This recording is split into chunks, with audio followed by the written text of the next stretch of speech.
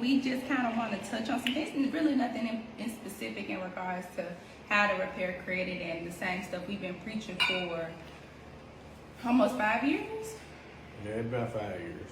Yeah. And like, the reason why I say some people can be so stupid is because I'm looking at some of the comments and reactions we get towards starting your credit.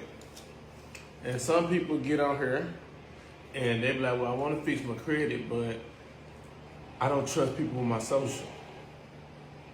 You don't trust who with your social? We don't have data breaches. Right. So you can trust a credit bureau with your information, and they're known for data breaches. They're known for people hacking into their systems. Mm-hmm. But you can't trust somebody trying to help you fix your credit. Yeah. It just doesn't make any sense. So I said that to say, people have to change their mindset. Like, they always say we're getting better as people. No, we're not. We're not, because credit is still not of importance to some people. I love y'all on Instagram. Y'all showing love. Credit is not of importance to some people. They don't want to invest in their credit. They don't even want to think to use their credit. They simply think credit is credit. You're not your ancestors. You're not your generation before you who had money.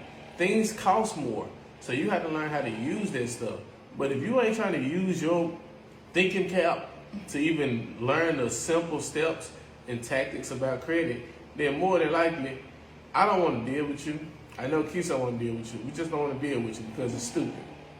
Had a young lady the other day, she was like, I've been with y'all since May and I haven't seen any progress. So I go back and look at her credit reports.